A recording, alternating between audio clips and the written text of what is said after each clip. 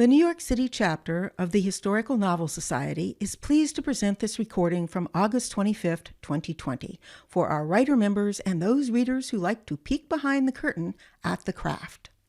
Susan Wands, Member Promotions, is in conversation with Finola Austin about her debut novel, Bronte's Mistress, and the challenges of bringing historical characters to life in fiction. This program was done in conjunction with one of our favorite New York City bookstores, Shakespeare Co. Information about our chapter and its leadership is available at our website, link listed in the comments. Thank you and enjoy the program. We're so happy to have you here tonight. We're very excited about having Finola Austin talk about her book, Bronte's Mistress. What we're going to do first is we're going to introduce a couple people to you, and then we'll have a nice discussion with Finola.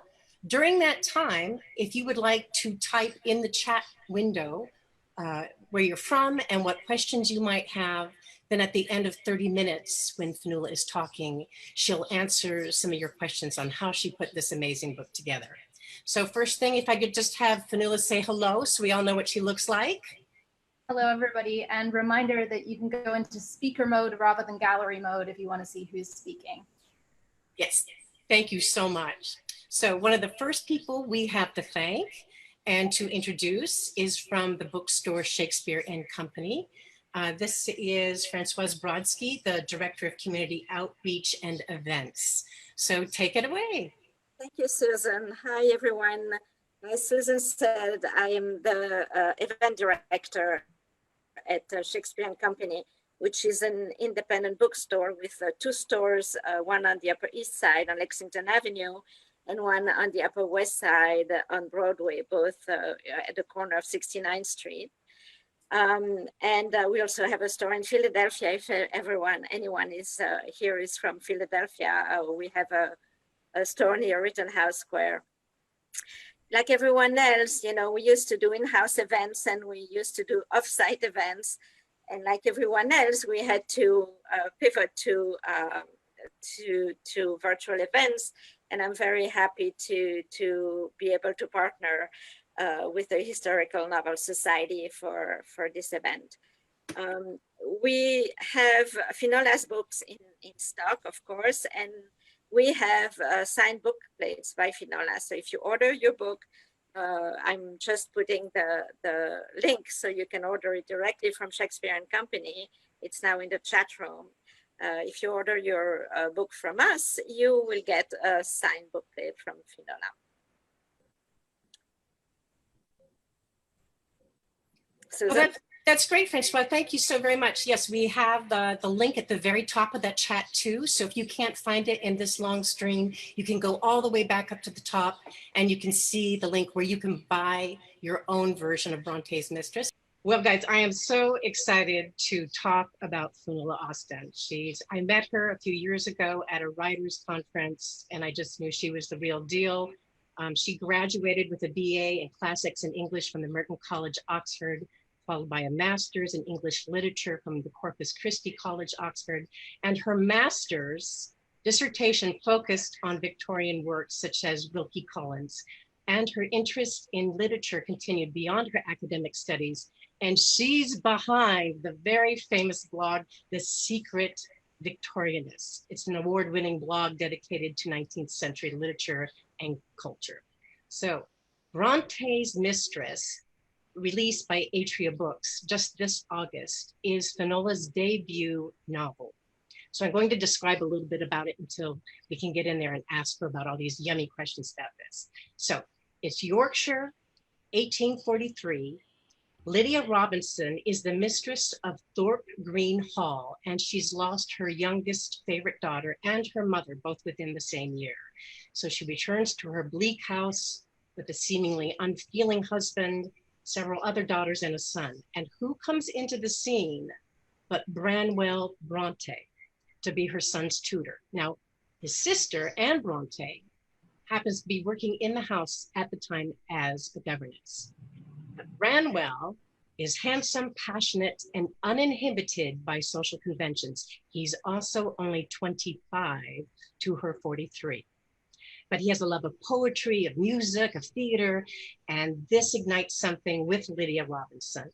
But it also comes with consequences. As Branwell's inner turmoil rises to the surface, his behavior becomes erratic and dangerous, and the gossip from the servants reaches the ears of the three other Bronte sisters. So it soon falls to Lydia to save not only her reputation, but her way of life before those clever Bronte girls reveal all her secrets in their novels. Unfortunately, she may be too late. Now, is that a great tagline or what? So let's get started with asking Finola some questions. First of all, Finola, how did you get interested in this real story of Lydia Robinson and Branwell Bronte? Thanks, Susan. So as you mentioned, I had a real background in 19th century literature.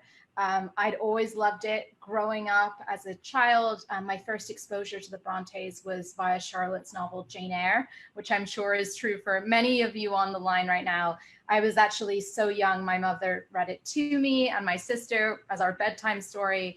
I loved it, especially those early scenes where she's a child and growing up, and the gothic drama of how she's raised, the red room, the terrible school. And over the course of the next few years, I was devouring lots of novels from the 19th century, and the Brontes were amongst those. So in my teens, I read Wuthering Heights. I studied at school. I read all of Charlotte's other novels. I read Anne's. And I started to get interested in the Brontes themselves. So I think the very first biography I read of the Brontes was The Dark Quartet by Lynn Reed Banks, who some of you may know. Her most famous children's book was The Indian in the Cupboard. And that introduced me to Branwell, who is the fourth member of this Dark Quartet. So you have Charlotte, Emily, and Anne, the famous sisters, varying levels of fame. Charlotte and Emily are the two that enjoy the most popularity, and Anne, unfortunately, has always been overlooked, though she was pretty radical in her way. But Branwell was the brother. He was next in line after Charlotte. They'd also had two older sisters who died tragically young. And he was the one they thought was destined for greatness. So he was the boy of the family. He had aspirations to be a painter initially and then a writer. So I was very interested in them as a family, the setting, the Yorkshire moors. And during my master's, I did do some work on Charlotte Bronte in particular, and especially the relationships between students and teachers in her novels. But normally they're male teachers, female pupils, a real power imbalance. But it wasn't actually until well after my master's. So I was living and working in New York. I'd been here 2 years, and I just made the decision that my move here was going to be a little bit more permanent. And so I actually shipped all of my books across the Atlantic. You can see some of them behind me. They've grown in numbers since then. It was a pretty big undertaking. And I told myself, well, if you're going to spend all this money shipping books over, you better read all the books you own. And again, I'm sure many of you on the line are like me. You have books that you mean to read but have never read. But one of them was this one. So this is my copy of Elizabeth Gaskell's The Life of Charlotte Bronte. This was the very first Bronte biography. It was published in 1857, which was only a couple of years after Charlotte's death. Charlotte had died in her 30s after the tragic deaths of all of the rest of her siblings a few years before. She died in the early stages of pregnancy, having recently gotten married, suffering from acute morning sickness, which you might have heard about. Kate Middleton suffered from the same and was hospitalized for it. They weren't so good at helping people hydrate in those days. And so Mrs. Gaskell writes this biography. She was another Victorian novelist, North and South, Mary Barton, Ruth, Wives and Daughters. Some of you are nodding, so I know you've read these too. But she was also Charlotte Bronte's friend. And she very much set out to write a biography that was going to show how great Charlotte and her sisters were, and really told their side of history. And this has been the establishing text of what's sometimes called the Bronte myth. So in this, in the first edition of this, Elizabeth Gaskell tells the story of Lydia Robinson, who became the protagonist of my novel. And Lydia, she calls her a profligate and wretched woman. She was 43 to Branwell's 25 when they first met. And she says that she really tempted him into sin. And I wanted to read you a brief passage when she speaks about her, and you can really hear the vitriol. Okay, it's Victorian rude, but I think it would be rude even today. So she says, "The case presents the reverse of the usual features. The man became the victim. The man's life was blighted and crushed out of him by suffering and guilt entailed by guilt. The man's family were stung by keenest shame. The woman, to think of her father's pious name, the blood of honorable families mixed in her veins, her early home underneath whose roof tree sat those names are held saint-like for their good deeds. She goes flaunting about to this day in respectable society, a showy woman for her age, kept afloat by her reputed wealth. I see her name in county papers as one of those who patronize the Christmas balls, and I hear of her in London drawing rooms. Now let us read not merely of the suffering of her guilty accomplice, but of the misery she caused to innocent victims, whose premature deaths may be, in part, be laid at her door. It's shocking. She says that the premature deaths of the Brontes, meaning in particular Emily and Anne, as well as Branwell, were caused by this woman, Lydia Robinson. And so I was sat in this very apartment, I read it, I put my bookmark in, and I set the book down. And my question was, well, has anybody written Lydia's side of the story? Right? Like, this seems like such a 19th century view to blame the woman for being the adulteress. Somebody has got to have told her side of it. And so I Googled frantically. I found out a lot of things very quickly, such as Lydia Robinson, who was by that point Lady Scott, actually threatened to sue for libel for this biography. And you can see why when you hear the allegations laid at her door. And so in later editions, these passages were actually struck out and softened so that Elizabeth Gaskell didn't have to deal with a legal case. But what I found most importantly was, while other Bronte-related books had mentioned this incident in passing, nobody had taken it as the topic for their novel, and certainly nobody had sought to in any way redeem Lydia or show another side of the story. That's fascinating. So Finola, just from reading that one brief diss to Lydia, you got this idea to write this novel from her point of view. Yes, and I've been asked that question, like, did you play around with different viewpoints? Because obviously there are a lot of ways you could write this novel. You could write it from Branwell's perspective as this romantic brooding hero. You could write it from Anne's perspective, right? Because Anne Bronte is in the house as the governess. She's in a great observer position. You could even take one of Lydia's daughters, probably her eldest daughter, also named Lydia, because she has a pretty dramatic character arc herself. She might remind people of another Lydia, Lydia Bennet from Jane Austen's Pride and Prejudice. So she would have been much more of the traditional historical, maybe historical romance heroine, but that wasn't what I was excited by. I was always excited by telling the story of this person who's been really maligned through history and used as a pantomime villain. And some of you may be wondering, her name was Mrs. Robinson. And of course, for many of us, that conjures up The Graduate. And it's never been confirmed. And Charles Webb, the writer of The Graduate, unfortunately passed away just in June. He was 81. He never confirmed or denied it. But in The Graduate, the main male character is Benjamin Braddock. So he shares the initials BB with Branwell Bronte. So it seems pretty likely to me that not only has Lydia been cast as the villain in the Bronte story, her name has become shorthand for this kind of embarrassing older woman who goes after the younger man. And there's a clear gender double standard in that when we think about how many men are with younger women. So in looking at who Lydia was, how was your research? Because you come across this amazingly cultured, somewhat ambitious, certainly very intellectual woman. How did you research her life story? Yeah, so at this point, I'm going to share screen if I can to show you some of the things I did on my research. I'll also do a little bit of show and tell, so maybe I'll start with that. So my first port of call was Bronte biographies, because of course, Lydia Robinson has mainly been looked at through the lens of the Brontes, right? They were the famous people, the people who wrote amazing books. And so I started with lots of Bronte biographies. I just have a few of me to show you. So I looked at Branwell-focused biographies. This is one I love, not for being the most accurate, but I love Daphne du Maurier anyway, who wrote Rebecca and Frenchman's Creek and Jamaica Inn, wonderful novelist, but also a biographer. And this is her Infernal World of Branwell Bronte. So I started with Branwell biographies, but then I also looked, and there's another one, Winifred Guerin's Branwell Bronte. But then I went to the Bible of current Bronte studies. So this is Juliet Barker. She's written a lot of these. She also has a great one on the Bronte's letters. This is Wild Genius of the Moors, the story of a literary family. So this is thick. I did not quite read it cover to cover. I had a very particular period of interest, right? So I focused in on the years where Branwell and Anne were at Lydia's house, references to her, of course, use the index for any references to her throughout. And then there's copious notes in here, unlike in Daphne du Maurier's significantly less scholarly book. Here, Juliet Barker really does cite all of her sources. So I started going back into the primary sources that she had looked at to write this book. So this was like my starting point, but I'm going to take you into a little bit of show and tell to show you where I went from there. All right. Hope you're seeing what I'm seeing. Oh, yes. Lovely. Yeah. So this is Mrs. Gaskell, who started it all with her biography and her diss, as you say, Susan, of Lydia. And just as a reference, these are the Brontes. And I do want to show this picture for a couple of reasons. One, this was actually painted by Branwell.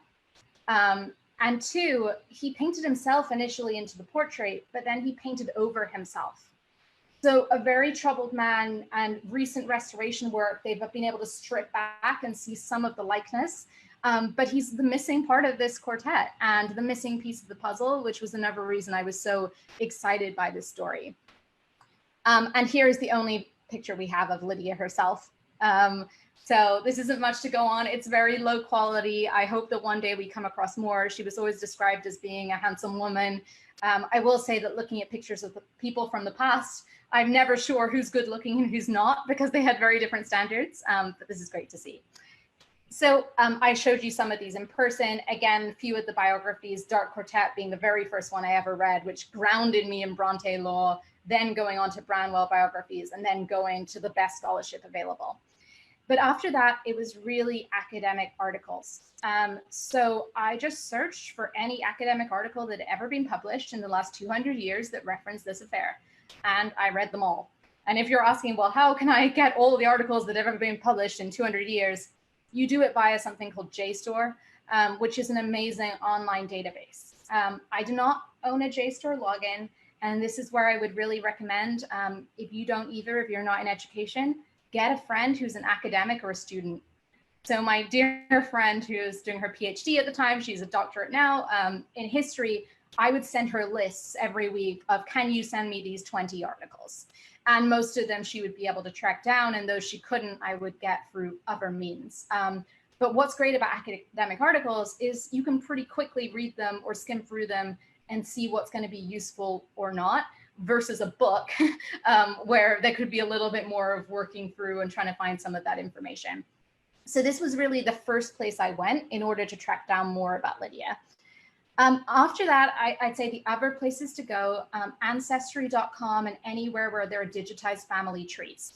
So I really wanted to understand not just Lydia, but her neighbors and her household. And I'm going to pause the screen share here because I've got something else I want to show you in the flesh, which is an amazing and improbable resource that really helped me while writing this book.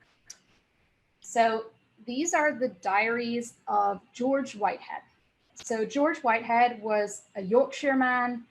He was a carpenter. He appears to have been the first person in his family who was literate. But for decades, I think 4 to 5 decades throughout the 19th century, he kept diaries.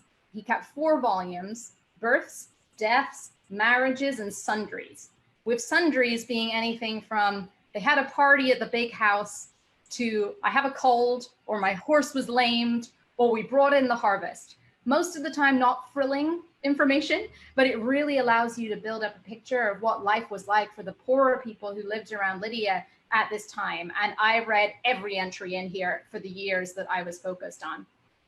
The other thing I was able to do with this, so I should say that these were only published in 1990.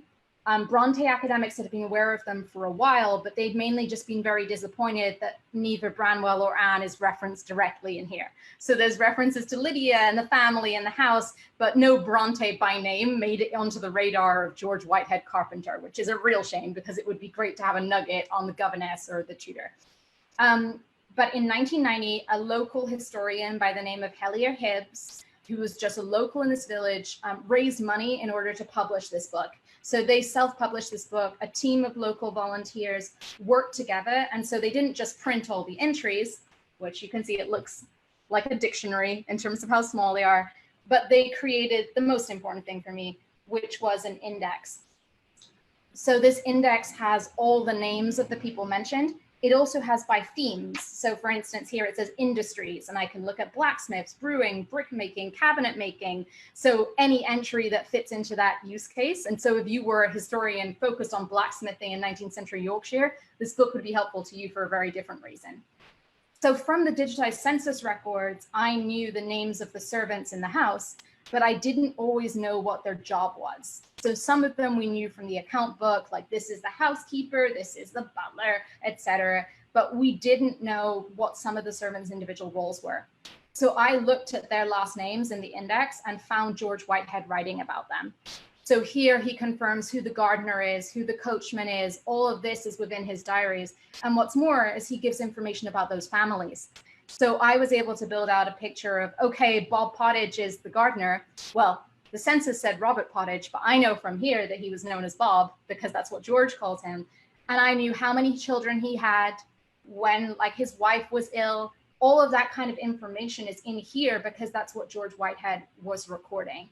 And so I started to build up this picture of not just Lydia and her world, which, as we heard from Mrs. Gaskell, was pretty middle to upper class, but the world that she lived in with, yes, her fine neighbors, but also all the people whose labor supported them. So Finola, at the time that you're doing all this really intricate research on the servants and the background and the population, have you plotted out your book already? No. So this is a perfect segue onto what I was going to show you next. So I did a full year of research on this before I wrote anything. And that was really because the Brontes are so well known and there was so much information made available to me.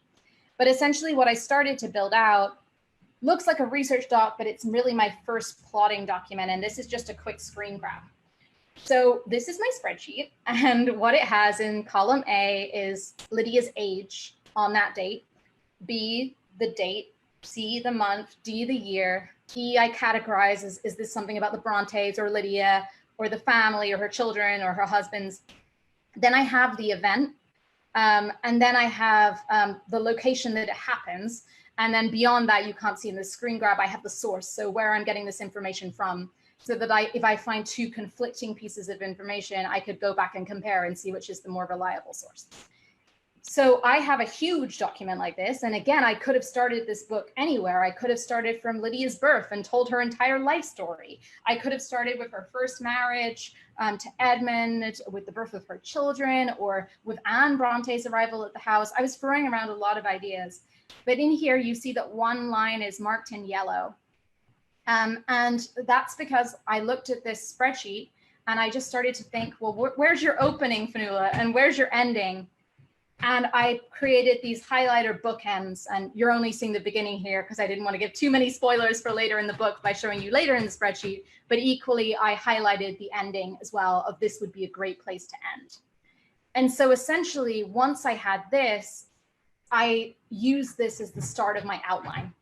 So I took not just the beginning and the end, but all the things that happen between that, which of those has to be a scene? And which of these do we need to make up fictional scenes that happen between them? So on to the next slide, I use Scrivener to write in. I know there's a lot of writers on the line tonight. I love Scrivener, it's great. And the way I use it is essentially as a drafting and outlining tool. So that you just saw, January 1843, I decided it was January 10th. I just made it up when I didn't know. I have Lydia arriving home from her funeral to find that Branwell Bronte is in the house for the first time. So that becomes the inciting incident of my book. And to start with, these text files were blank. They just were a reminder to me of what was going to happen. You see on 13th of March, dinner with Reverend Bronte. This is another example of a true date. And this time I know the exact date because Reverend Bronte, the Bronte's father, did go to dinner with the family on this date before testifying at a forgery case in York on the next morning. So we have that proof. But the breakfast scene that morning where Edmund tells his wife Lydia that the Reverend Bronte coming to dinner was totally made up. So between these real events, I knew something happened January, I knew something happened March, I make up the in-between. And so I make up Lydia and Branwell's first conversation, or I make up that on Valentine's Day of 1843, Lydia and her daughters go and visit the poor. I slot into the gaps that history has left me, and that's how I start to build out the outline. This meant that I knew the scene that the date that every single scene in my book happens on. So in the original form of the book, I actually had date stamps at the top of every scene. I didn't have chapters. And that was one of the first pieces of feedback I got from my literary agent was, have you thought trying chapters? So based on her guidance, I put it in real chapters. I stripped those dates out, which meant I had to put other time markers in the text. So more weather, more reference to time passing, just to give people a handle on how long had passed. And now the only things with date stamps in the book are the letters, which come throughout. So if you're seeing me on screen, I'm going to hold it up. I do have letters in the book. So this is a good place to ground us in time. And especially for those reading who may be Bronte fans and know what happens in 1845, you're counting down to that date and saying, oh, it's all going to go wrong. So that's really kind of how I pulled it together. That's amazing. I mean, I've never seen a spreadsheet with such detail for this. So how did you start to envision in your mind where the scenes were physically, in what house, in what village, and where did they go? How did you follow that up? Yeah, so I was doing all this outlining. I also did this. So this is at a character level, but I did it at a place level as well. So this is every character I knew about. And I bring up Bob Pottage, the gardener, here as well. I give his potential age range in the book. Sometimes it's only approximate because servants, they weren't great at keeping their ages straight or their birthdays straight. But here, this is everything I know about him. So where he was born, on the date, all the key events that happened in his life. So I had each of these for characters. And if any of you have read the book, you'll see that not all of these characters even got mentioned. So on the left, this is just a few households. Kirby Hall, these are the grand neighbors. The ones that only really ended up mattering were Harry Thompson, here Harry Stephen, who's the one the younger Lydia dreams about marrying because he's the heir. And Caroline, Amelia, and Marianne get a few mentions. But the rest really don't even make it into the final draft of my novel, but I know about all of them. Jarvis Sinclair was the butler in the hall. I was going to mention him because I was like, oh, butler called Jarvis. This is amazing. But he never made it in. But for each location, I had similar sheets of, and this is all living within Scrivener for quick ease of access, where I could go and say which key events happen in this location. So there was that. The next thing I did was just look online, right? So there are photos. Some of these places still exist. Some of them don't. So I have a few photos to show. This is an example of a place that doesn't still exist. The Freemasons Lodge in York is mentioned a few times. It's where the men in the novel hang out, where Lydia can't go. This was just a room above an inn in York, and this is where it was. The building 4 on the left upstairs, that's where they all met. This is long knocked down, but this photo from the early 20th century survives, or late 19th, I guess early 20th. And so I would kind of reference just things I found by a lot of Googling. So there's this, others to show. The Theatre Royal, you'll love this, Susan, as the actor. So this is a key location in my novel in Scarborough. It's where the younger Lydia sees a young actor who really catches her eye, which sets in motion a subplot in my novel. And the actors, the Roxby family, were among the most colorful people I researched. They frequently use their stage names, even when getting married. They committed bigamy all the time. Everyone's children were illegitimate.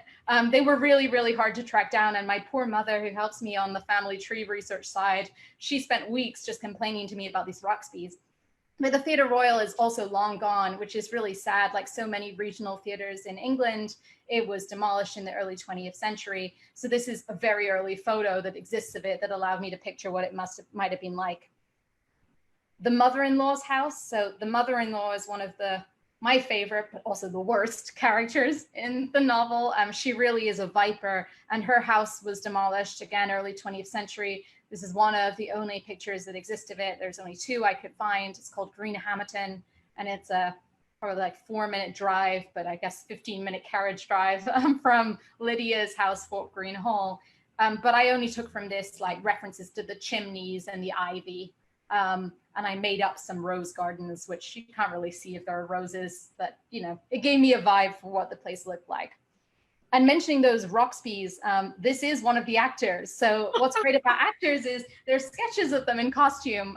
So I got the description of his face. This is just one. There's more of this guy. This is Harry Beverly, also known as Roxby. Again, they all change names all the time. And there's a reference where Lydia says, Mrs. Beverly, who I hoped was his wife. Well, no, she wasn't. It was a bigamous marriage. So that's an in-joke to myself, because they're definitely the scandalous sort. So all of this was helping me build up a picture of the locations. But then, of course, I went on an actual research trip, which I'm sure you're going to ask me more about. Yes, I think it's amazing that you were going to school in England and you were studying Victorian literature, but you had to come to Brooklyn and read that book about the Dis de Lydia to go back and really see where the Brontes had been working in this household. How did you arrange that, going back there? Yeah, so what was great about it was I had to be very strategic because I wasn't living there, right? So I had to make the most of my time. So as I said, I did a full year of research and then I started writing the novel. I drafted it very quickly. I know we all write at different speeds, but this was not the first novel I'd written. I'd written another novel before that I failed to get an agent or a publisher on. And that had taken me like 4 to 5 years, quite honestly, with writing on and off and giving up on it for a while. But Bronte's Mistress, I wrote in under 6 months. So, and I always knew, I kind of set myself a deadline of I'm going to go to Yorkshire in the spring. That seemed like a good time to go. So I had those flights booked and it gave me something to write and work towards that I was going to go. But I have a full-time job in the US. My family's in the UK. So every time I fly back, I go and see them. So I only gave myself 5 days for the research portion of my trip because it was harder to take much more time off. And I had to be very focused in what I wanted to achieve. So I'm going to share a few photos and a few of the places I went. So Thorpe Green Hall was where Lydia lived, and Branwell and Anne for this time. It's a house that doesn't exist anymore, though I'll talk more about that later, but it's in the vicinity of 2 villages, which are pretty close to York, Great Ousben and Little Ousben. And what you're looking at is the only sign in the village that the Brontes were there. And this is in a parking lot by the village hall. They do show some of the key locations. You can see in the slightly more bluish sketch, this is Anne Bronte herself, her sketch of the local church. It shows the church where they worshipped as well. And shows a map of the key locations and a little portrait of Anne over on the left. But this was where I wanted to go. And I later in the trip did go to Haworth, which is the heart of Bronte country and where the Brontes live. But for me, my book is focused on Lydia Robinson. So this was going home to the homeland. And this was what I was most excited to see. So I can't drive. So I had to do a lot of planning with public transit.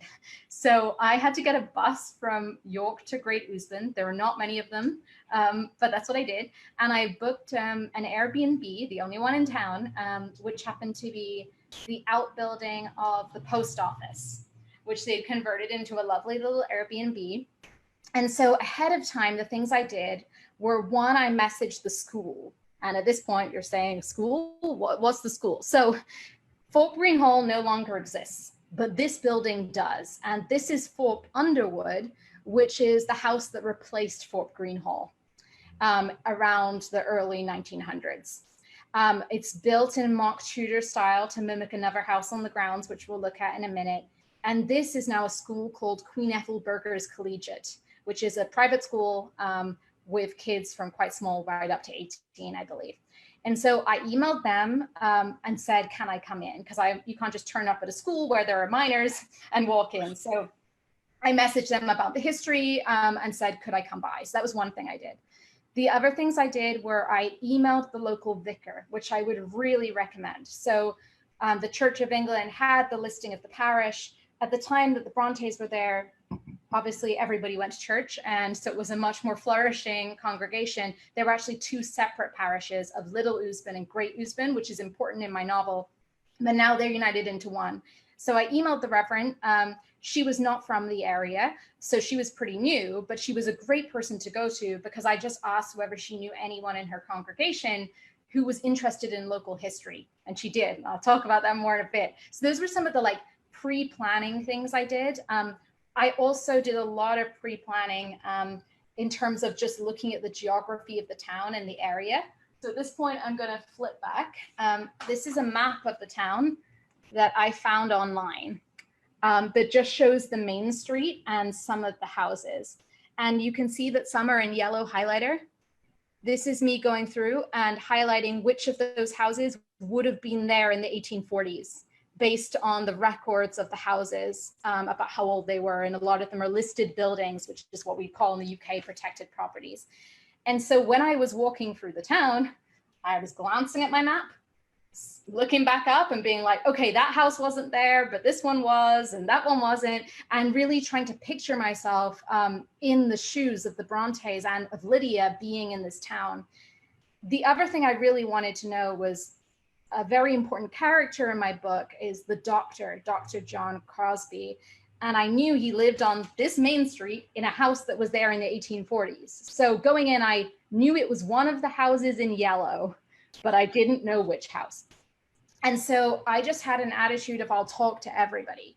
So the first day I arrived, I was chatting to my Airbnb hosts, who are also the postmistress for the post office, which is the only store in town. There's not even a pub in this town anymore. It's so small. It closed a couple of decades ago. Again, typical for English villages. And I said, I'm trying to track down where this doctor lived in the 1840s, Dr. John Crosby, and picture the scene. We're in this tiny little post office, and there's a display of greetings cards where it spins round. And an old lady is there looking for the greetings cards, trying to pick one. And she peers around the side of the display and says, "Are you looking for the doctor's house? That'll be Rosehurst," and like points out the window. And I got to admit, my first idea was that she was confused. And I was like, well, you know, the doctor in the 1840s, not the doctor now, right? Like Dr. John Crosby. And she's like, yeah, that's Rosehurst right there, like second house down on the left. And so I was still a little skeptical, but I thanked her. And right after that, I went and I knocked on the door of the house. And a lady answered. I word vomited at her. I think she thought I was there to sell something. I was like, don't worry, I'm not selling anything. I just wondered if you could please tell me if Dr. John Crosby lived here in the 1840s. She said, oh yes, his name is on the deed. Do you want to come back later for tea? So I ended up taking tea in the parlor of Dr. John Crosby's house, where a very pivotal scene in my novel takes place. My novel's being delayed physically getting to the UK, so I know that lady is still waiting for her copy. So I hope she's not too shocked at what transpires in that scene, because it's one of the more shocking moments in the novel. But I was able to see what can we see from the window, and you know, what does the room look like. There were also amazing pieces of oral history that I got there. So she told me there used to be a passageway running around the back of the house, and that's where the poorer patients would go down the passageway to the surgery at the back, so as they didn't stomp mud in through the front. So 1840s sounds a long time ago, but it really isn't that long ago in terms of how many generations kind of passed on those lovely little details. And maybe that wouldn't have been good enough evidence for a biographer, but it was definitely good enough for me as a historical novelist to just write one line about the passageway going to the back. And the other thing I've got to show you is a little bit more morbid, which is an amazing gentleman has done all these maps of all the graveyards in Yorkshire, where he's put them online and digitized them. He also used Excel, if we're doing an ad for Excel. And I printed off these maps and I highlighted in yellow the graves of my characters or people I'm interested in. So here you can see there's more yellow in the church itself.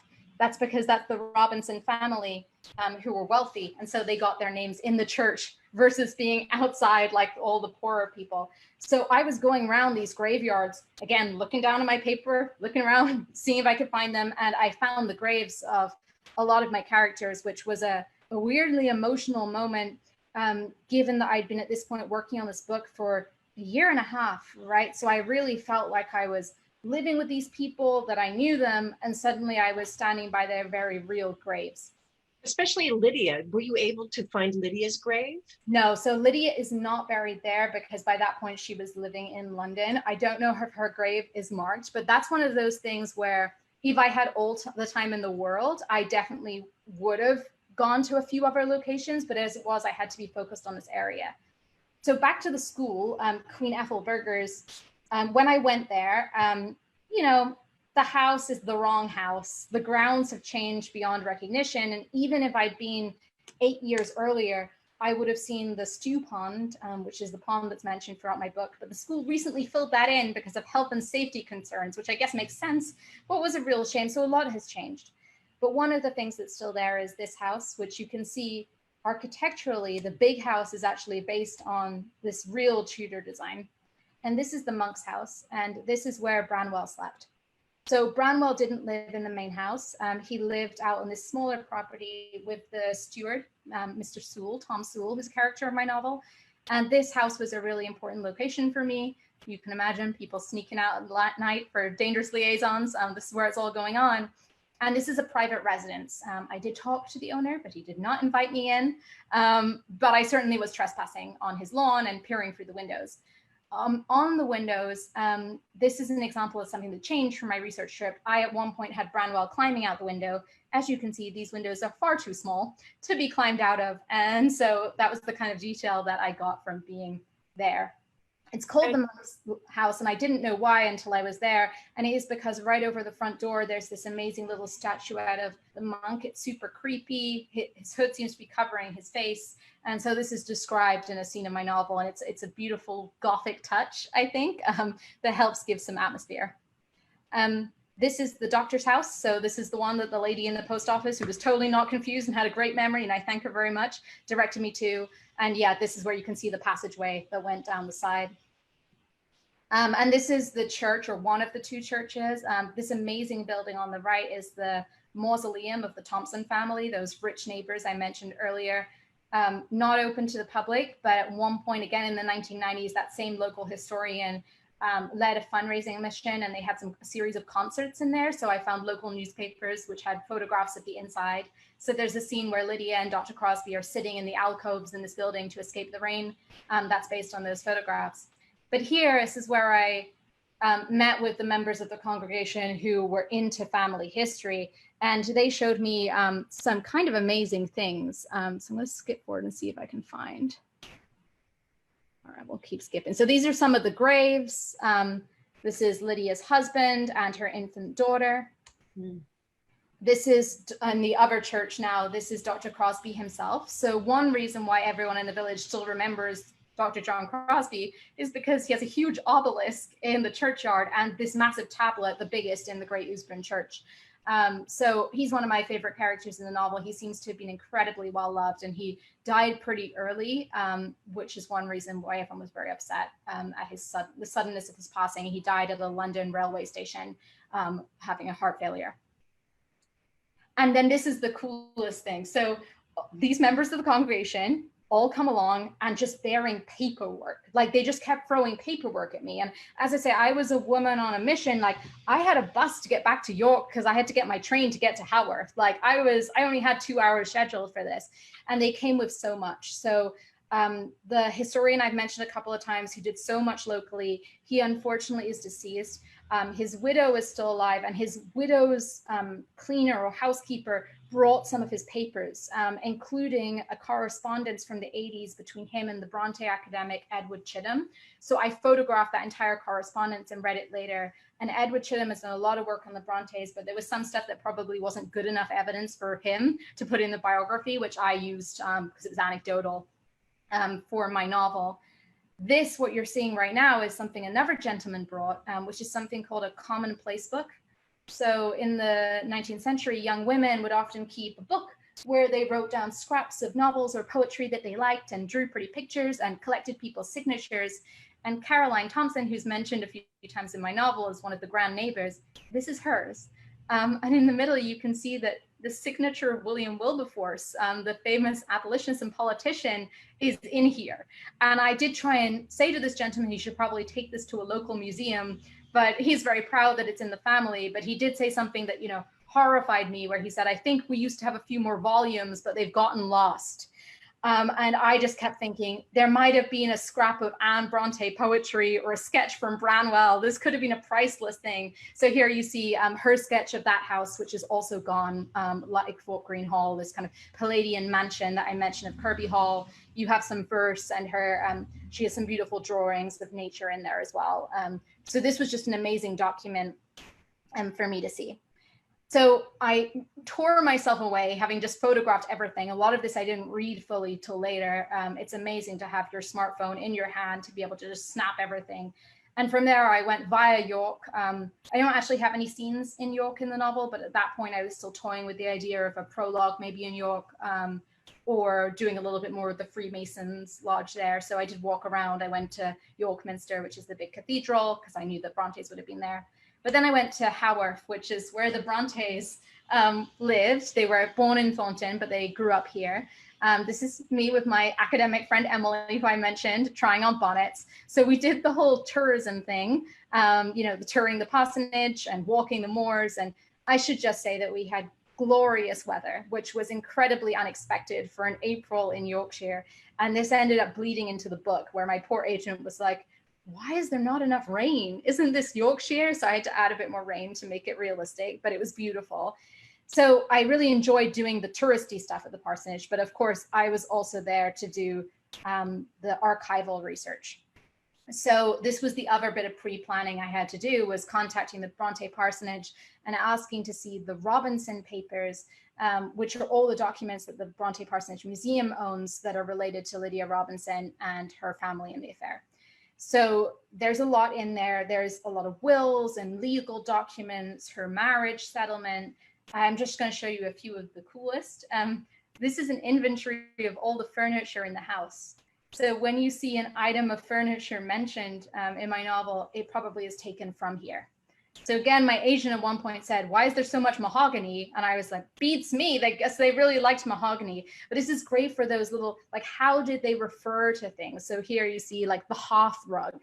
Like, I didn't know, or that wouldn't have occurred to me necessarily to say hearthrug, and there are references to that in here, like references to engravings and paintings and a glass gun case that ended up being mentioned in the novel as well, a kind of fake Chekhov's gun because it doesn't get used.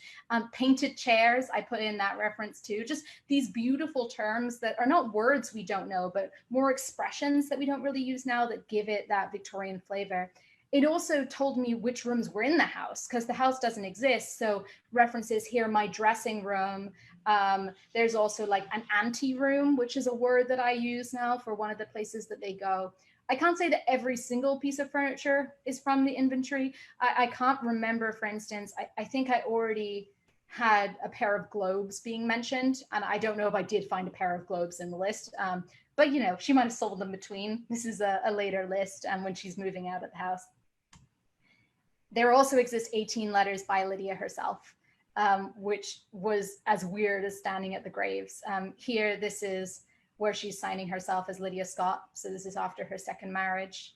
They're ones that are rimmed in black. This is Victorian mourning stationery. So as well as dressing in black after a loss in the family, they would write all their letters edged on black so that when you received a letter, you would immediately know it was from someone who was in mourning. And my wonderful publishers, they actually, when they did a Bookstagrammer mailing, included a letter to these Instagrammers who promote books on the platform, which was rimmed in black to mirror this because it's such a beautiful detail. Most of these letters are very boring. They're business letters. They're to her business agent. But one thing I did take is that she always signs herself, yours very truly. And so every letter from Lydia in my novel, she signs herself, yours very truly. I thought it was a great sign off. I will say that Victorian handwriting can be challenging, and this is one place that my academic background really helped me. I had done just one bibliography class during that year of my master's degree, and we'd done a lot of like working out the handwriting and using magnifying glasses and poring over it. So that was amazing. I felt like I had to tap back into that because it had been a few years at that point. Thankfully, the letters in here, Lydia was wealthy enough that she's not writing too tiny a cursive, and she also doesn't cross her letters, which is where they write horizontally and then twist it to go across it. I'd done in that class, had to like decipher those letters, and that was incredibly difficult. Here you can see she's pretty liberal with how much space she uses up. She's not too worried about the cost of the paper or the ink. And then just one other thing to show in here, the Bronte's graves, of course, as well. So all of the Brontes are buried here, the mother, the father, and the older two siblings, as well as Branwell, Emily, and Charlotte here listed in the order that they died, but you'll see that Anne is missing. And that's because Anne was buried in Scarborough She loved it a lot because she'd been on these vacations with the Robinson family there, a few of which are detailed in my novel. So again, if I'd had time, I would have absolutely gone to Scarborough as well. The buildings where they stayed during that period no longer exist. They were replaced by the Grand Hotel, which is now there. But I would have loved to walk the beach. I had to rely on Google Images, and also of a 19th century book, which was like a guide to Scarborough. So I read like a travel guide. I think it was from the 1870s. It was a little late, but it helped out. You also have scenes in Bath. Did you go there, or were you familiar with Bath? So I have been to Bath, but not to research this novel. There's only one scene at Bath at the very end. And that description of it is pretty impressionistic. That's from what I remember of the city and the beautiful curving houses. I think we're also, many of us, pretty familiar with Bath, especially from Jane Austen adaptations. So I was kind of pulling from that as well. But yes, like there were so many other places I wish I could have gone. I mentioned Thornton, where the Brontes were born as well. I would love to go to the Bronte birthplace. The Reverend Bronte is Northern Irish, and so am I. I grew up near Belfast, so there's also the Bronte homeland, which is what's left of the cottage where he grew up. So I have other places that I would go on pilgrimage to, but with planning the research trip, I had to be very strategic about where it was most important and was going to impact my novel. Great. Just a few more things, because we have lots of questions coming in for you. So I'll just hit just a couple of these before we get back to the audience who is chomping at the bit to talk with you. What do you think that some of the pitfalls are for historical novelists when it comes to research? Yeah, I think there's probably a lot. One, you could just research forever. So I definitely set a timeline for myself of no more than a year.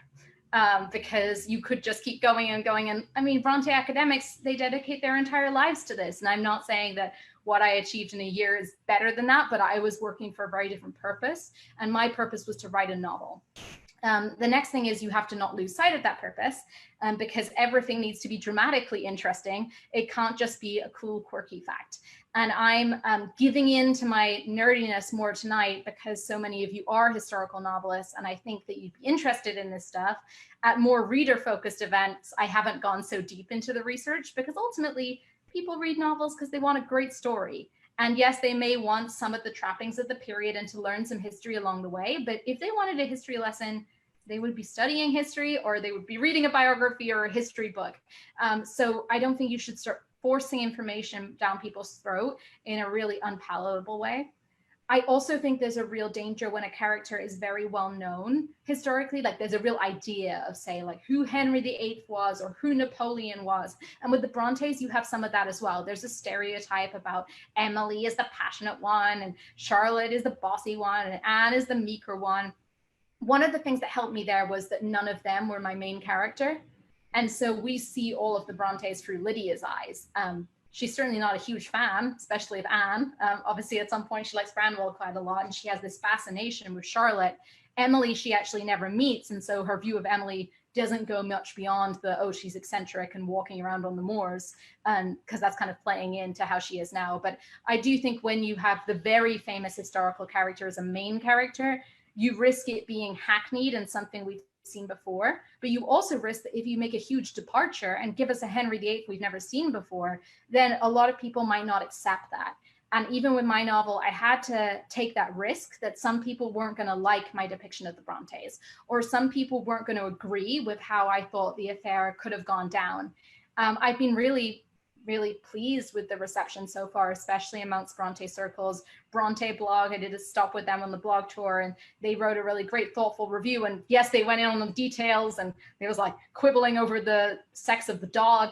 But I really appreciate having readers of that who have dedicated years of their life to understanding the Brontes, and the fact that they could enjoy it while still quibbling with some details, that works for me. I'm trying to think of any other.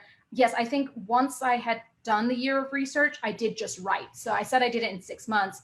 If I needed to check something, I checked it later. So there are details. At one point, I had some reference to telegrams, which had to go because when I went back and checked, there was not a telegraph between Yorkshire and London at that point, so I had to go back and check. Also railway lines and stuff, but I didn't stop writing in that moment to check. I would leave a note to myself in the text, but I had enough of a grounding, and I didn't start too soon earlier.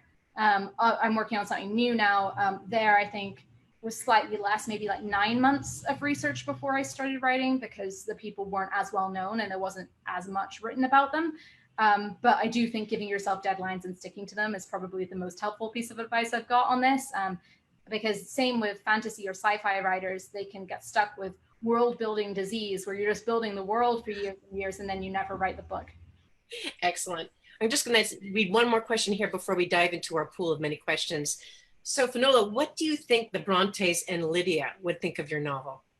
Yeah, I don't know if I have a great answer to this.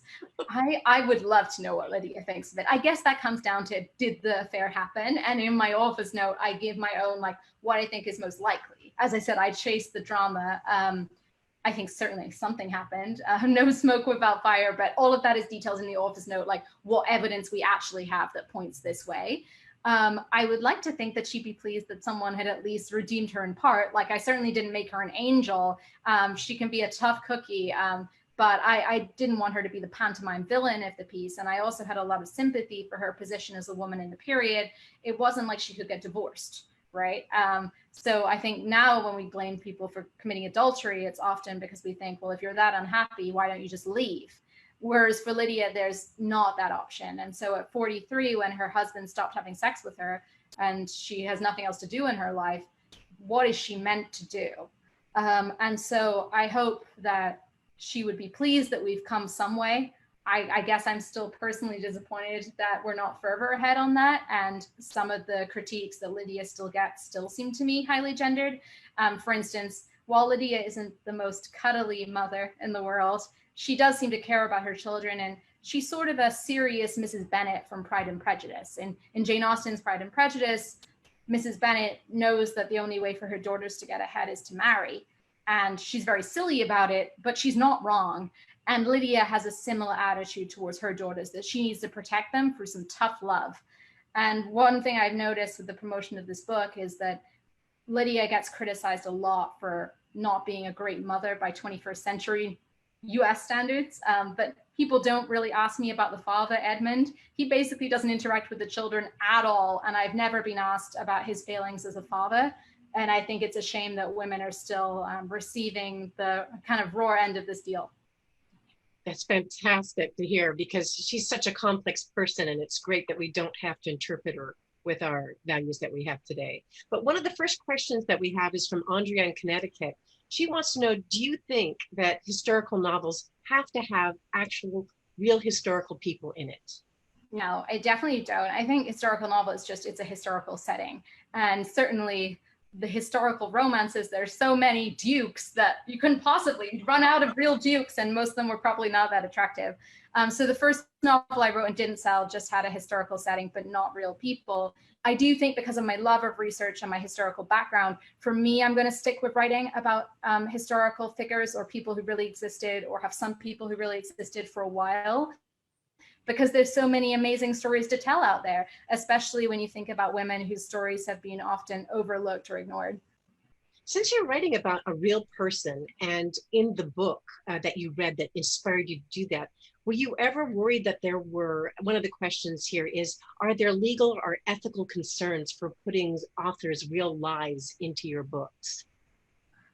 For me, I think this is long enough ago that no. I think it would get dicier if you're writing 20th century, especially later 20th century.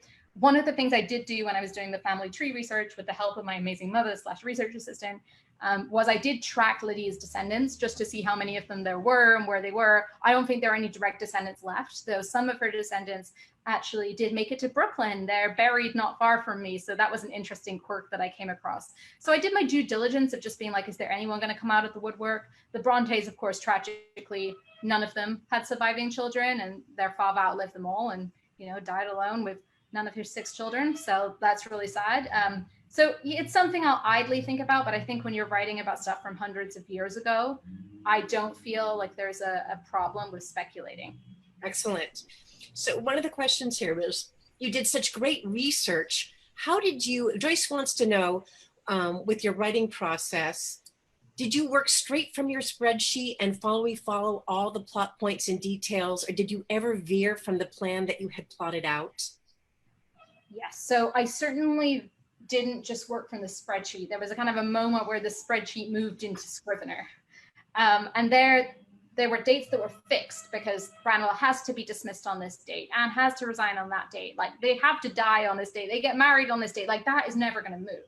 What did change was the made up scenes between that. So, you know, I changed my mind about things like who was going to be the one who discovered them in flagrante and brought the whole thing tumbling down. So on the made up details, I certainly shifted. A lot of the time, and I found this with the new book I'm working on as well, I think I'm going to get somewhere more quickly. And then I realize, oh, actually, you need another few scenes before that happens. So things keep getting pushed back. And now I'm working directly into chapters. So something I think is going to be in chapter 3 ends up being in chapter 5. So I'm certainly more plotter than pantser, if you use those terms about either plotting your novel or flying by the seat of your pants. But I quite like George R.R. Martin talks about being an architect or a gardener, which is similar, but some important differences. So I like the idea of I have the architectural plans, but of course you can change a lot with the furnishings and the interior design. And you might even, you know, be like, actually, I don't like that window there. Let's move it around. And the gardener thing is more about planting seeds and not knowing how they're going to bloom later. And certainly with some of my subplots or the stuff that wasn't based so much on history, I did more of that. So I planted seeds and then would be thinking about it and be like, oh, wow, this could lead to that, or this could happen later. So it's kind of a hybrid approach.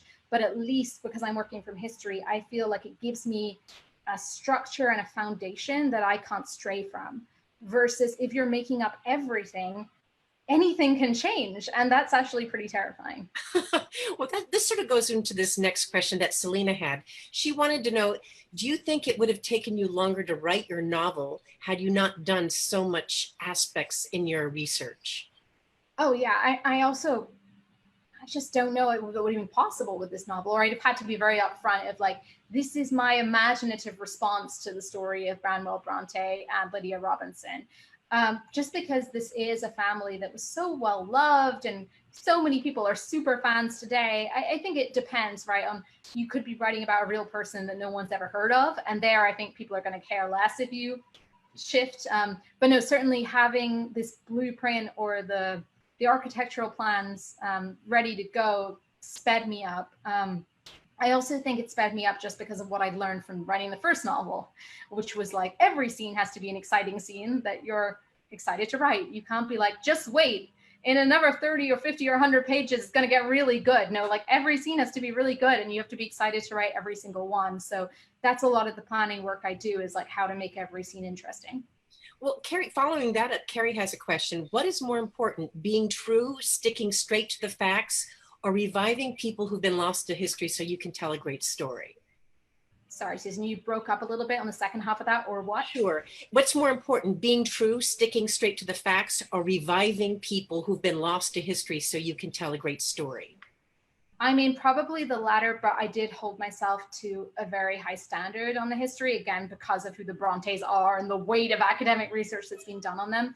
I think emotional truth was the most important for me. That feeling that I had of when I came across the Gaskell passage of this is a woman who has been maligned by history. And it's also a story we haven't heard, because so many of Charlotte Bronte's heroines are young and poor and plain and virginal. And here's Lydia Robinson, who's older and beautiful and wealthy and sexually experienced, but she was a woman too.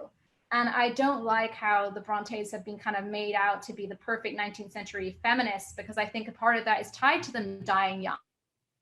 Part of it is tied to them never becoming a parent and their lack of sexual experience and their poverty and the fact that they're not seen as frivolous women who care about the color of their bonnets. And I guess I wanted to say you could be a person who really cares about your clothes, who's incredibly vain, a bit of a flirt, definitely would cheat on your husband, and yet you're still being oppressed by this system that is giving you no other options. And I guess also, what else were women meant to be? If you raise women to just care about their clothes and getting married, can you then turn around and hate them for being frivolous? I don't think that's very fair. And Cynthia wants to know, did you think that the Brontes had written any character based on Lydia?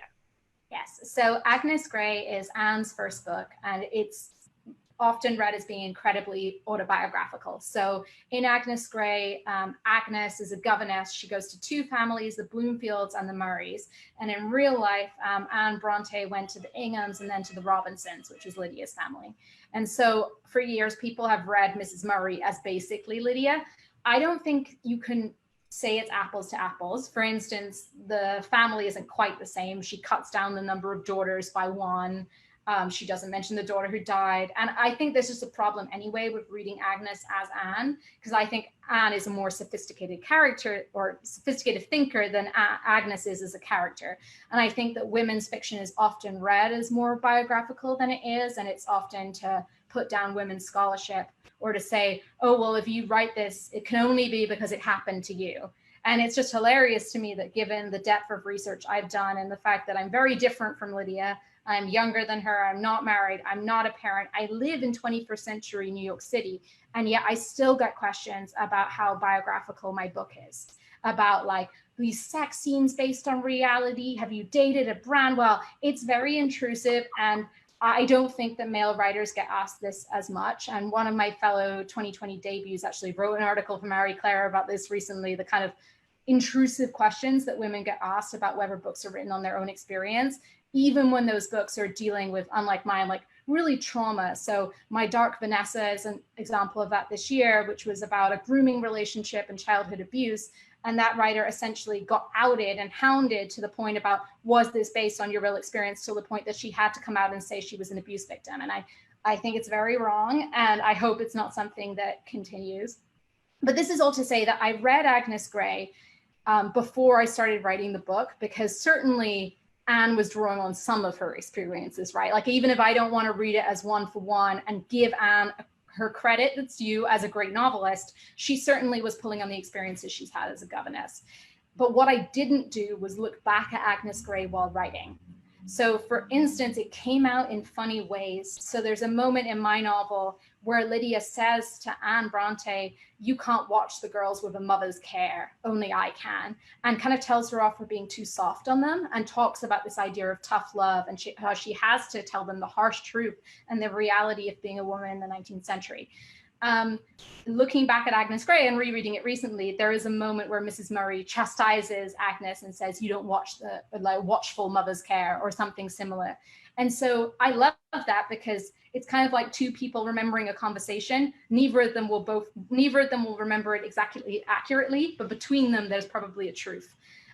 So yeah, I think certainly in my novel, Lydia actually reads Agnes Grey, and she has some thoughts about the depiction of the family in there. Cynthia wants to ask, because your character is not your conventional shrinking Violet, did this, your point of view about Lydia, did you have the idea to come from Lydia when you first started writing, or did it evolve as you were working? Yeah, I always knew I would be writing from her point of view, but obviously I got deeper into her as a character, and it was at times kind of upsetting exercise to think through her loneliness, because there is a lot of loneliness, to be trapped with nowhere to go, and always infantilized. So given a limited education, never being able to vote, never owning your own property, getting married because you're told that's the thing you should do, and then turning around at some point and saying, my husband doesn't love me, and what am I going to do with my life? I find that pretty upsetting. And certainly thinking about her as somebody who hasn't been touched, someone who's lost her child. So the very first chapter of the novel, we see her trying to go to her husband and have any intimacy with him following the death of her mother, but he hasn't touched her since the death of their toddler child. And I felt very bad for her. And when you're writing a character, there is especially in first person, there becomes an identification, even if they're very different from you. And maybe you can sympathize with this. Susan, on the acting side, I haven't acted since university, but when I did in high school or university, I found I took that character's side far too much. So I, for instance, played Blanche while studying Streetcar Named Desire, and I'm never not going to be on Blanche's side. And so now the intimacy I have with Lydia is, even when she's acting badly, I justify, just like when we ourselves act badly, we say, well, I had reasons for doing that. You don't understand how awful it was for me. And so there's certainly a little bit of that going on here. Well, certainly to write an original character and along the lines of Emma Bovary or even Scarlett O'Hara, who's ambitious and smart and underestimated by her peers. I mean, that must be, the research that you've done has certainly showed that. Harry wants to know, what is the most fascinating research detail that you had to leave out of the book? Out of the book. I'm trying to think, because a lot of the time I just put in little fun references that no one else picks up on, but just me. I'm trying to think what I left out. Well, I had to leave, well, I don't know if this is fascinating. This is interesting to me, but maybe not fascinating. Just everybody had the same name, Susan. Like everybody was called William or Lydia or Elizabeth or Anne, and it got really, really tough. So there were characters who it only got caught because they were another Anne or another William, especially with the servants. So I found it hilarious thinking about how at the time they must have been all confused. And how would they differentiate between? I still have problems, like my Lydia's oldest daughter is Lydia, and you can't refer to her by her middle name because her middle name is Mary, and that's also her sister's name and both her aunts' names. So I have things happen like Lydia sometimes hears her name and turns around and she doesn't know if it's her or her daughter being addressed. There's times where someone says William and it's like, which one? Obviously you can shorten to William and Bill. So just the repeated names was really fascinating to me. I guess this is more just background of why I made the Freemasons such a big thing. I noticed that the quotation on Edmund's grave was from a poem by the poet John Keble that was from St. John's Day, from his like year of verse. And then I found out that St. John's Day was a very big day in the Masonic calendar, and there was often almsgiving on that day to the poor. And there was something in the church that talked about the Thompsons and Robinsons giving alms to the poor on that day. So that doesn't fully make it in. I think that, actually, I don't know if that quotation on his grave made it in. I know the quotation on Georgiana's grave, the little girls, made it in, but that might have been lost. But just this weird thing about the poetry and the link to the Freemasons. Yeah, I didn't go fully into it because this is a world that Lydia didn't understand. It's enough for her that the men are off at the lodge talking. And I found it personally kind of interesting, this secret society angle, but there wasn't really the space to explore it.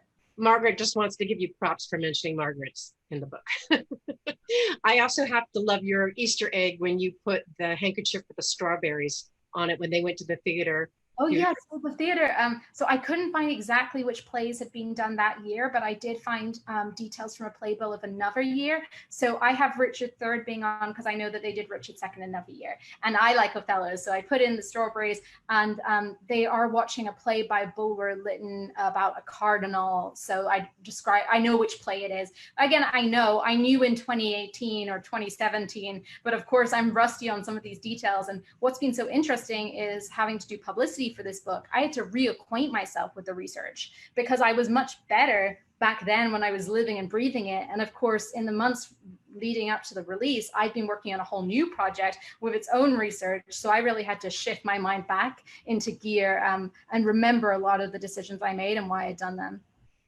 Julietta wants to know, do you believe if Lydia had a chance, do you think she would have left her husband? Do you think that the mores of the time would have allowed that? I don't think the mores of the time would have allowed it.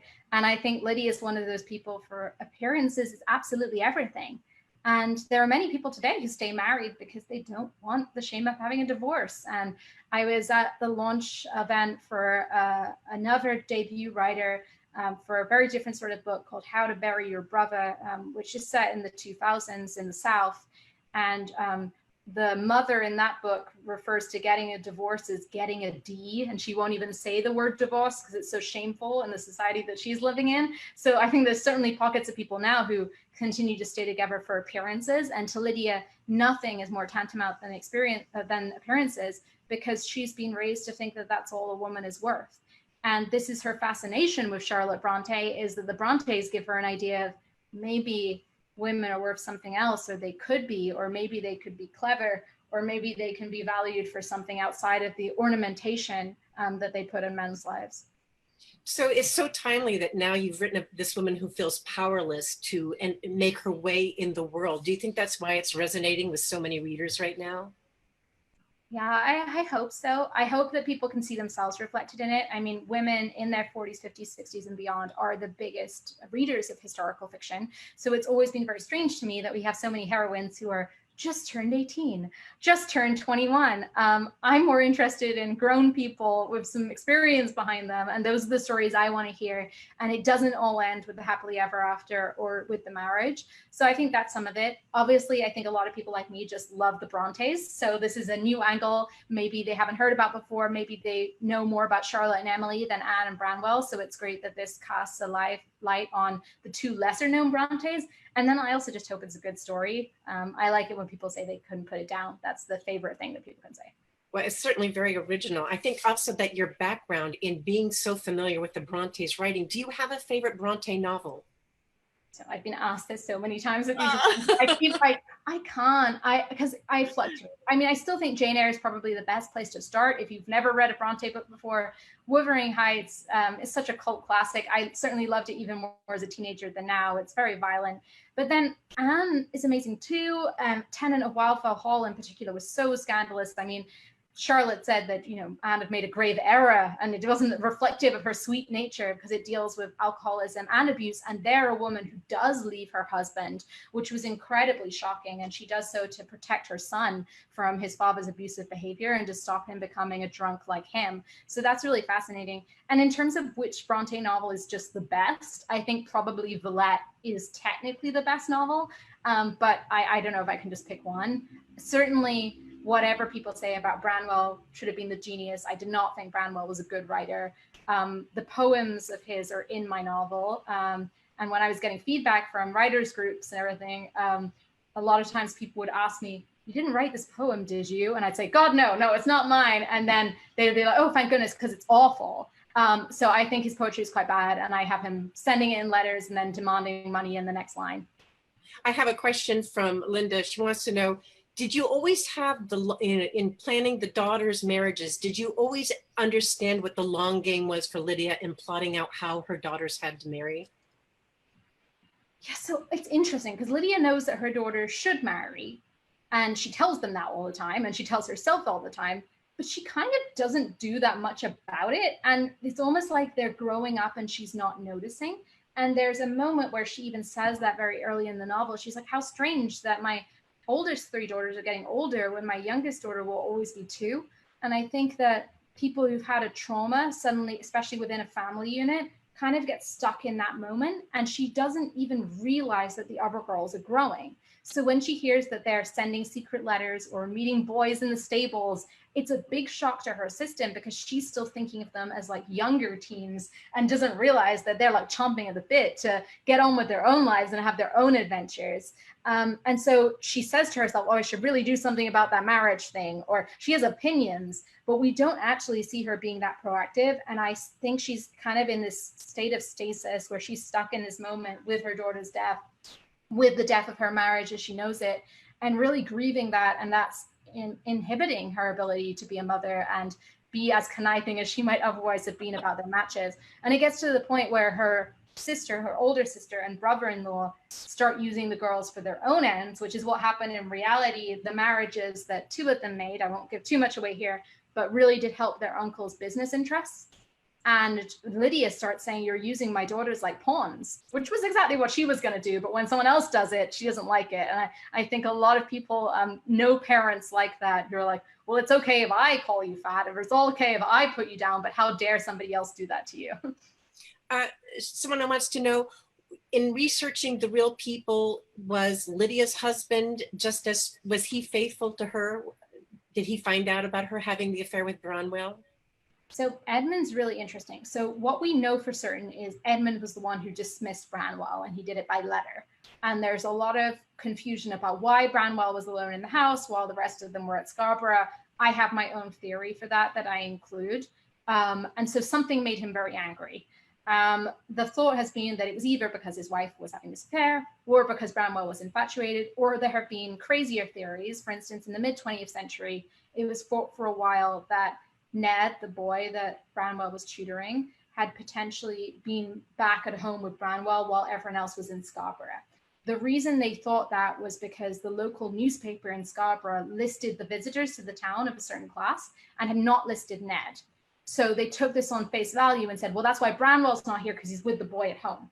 We now know that's false, because the accounts book shows that Ned was on the journey. His father bought him a toy on the journey to keep him occupied, and that's fully documented in the accounts book. So the newspaper just didn't mention him because he's a 12-year-old boy. He's not out in society.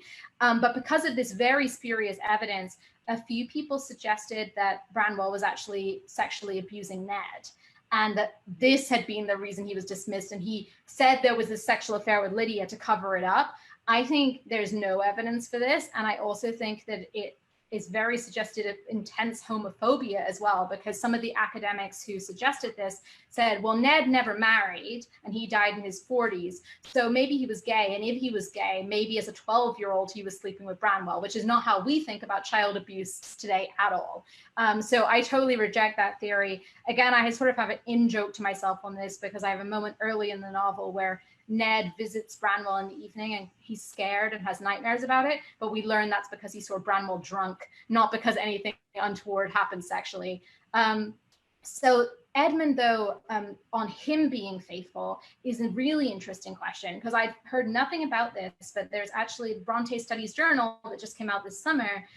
There's an amazing article in there which suggests that there's some evidence that he himself had an illegitimate child, which would put a whole different spin on what happened at the Robinson household. So I love that people are still speculating. That doesn't fit within the world of my book, but I love that people are still digging into that. And it's certainly very striking that Edmund was a clergyman, but not a practicing one. So the only christenings he ever presided over were for all of Lydia's children, and then this one dressmaker's child, which seems very odd. And there are some payments that go her way. So there's now a suggestion that maybe Lydia wasn't the only one straying outside the marriage. So just one or two more questions. The first one is, are there any descendants of the Robinson family that you have been in touch with, and do they know about this book? I don't think any exist. I'd have to go back and look at my notes, but I think ultimately it's petered out, or it's so far flung. I don't think that people would know. No. Okay. And one last question here. If you have a chance, are you going to go to England and do a book tour in that area? So of course the pandemic ruined everything. So I was going to be, no, it hasn't ruined everything. It's just delayed it.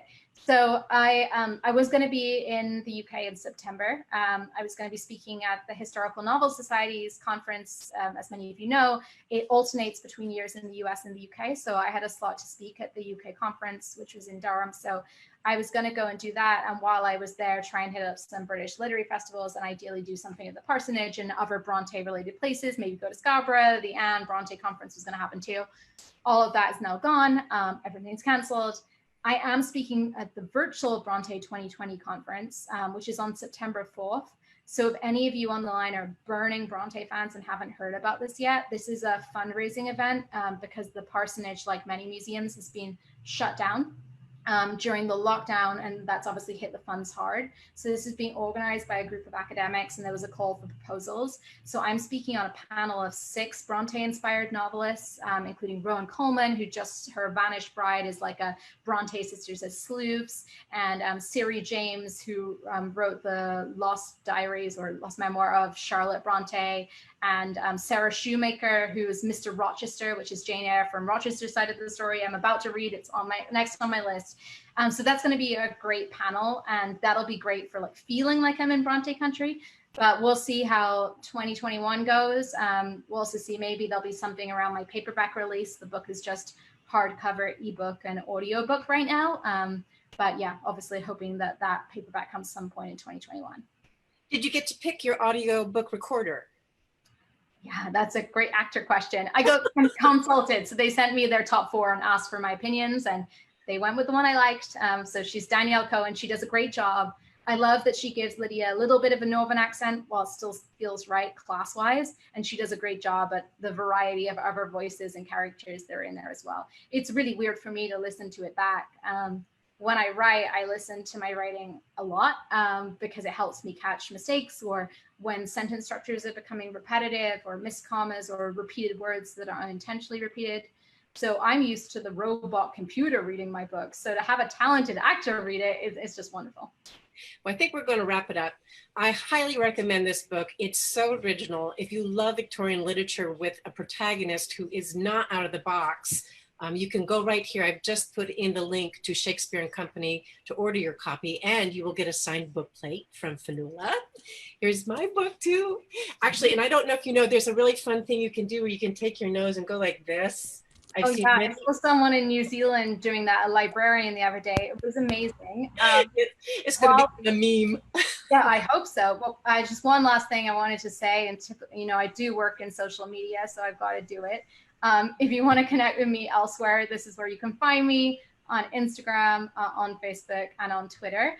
And the big thing I wanted to call out here is if anyone here is in any book clubs, I just added to finolaaustin.com the reading group guide. So it has a Q&A with me. It has some of the photos from the research trip. You got even more than made it in there, but some of them are in there. So if you're in a book group that wants any guide for your discussion, that's where to go.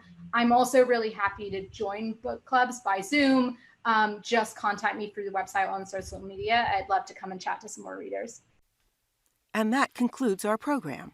We hope you enjoyed it and learned something new. You can find out more about the New York City chapter of the Historical Novel Society and our leadership at our website, or contact us at hns-nyc@mail.com. And finally, please consider supporting our volunteer panelists and hosts. You can contact them at their websites below. Thanks for joining us.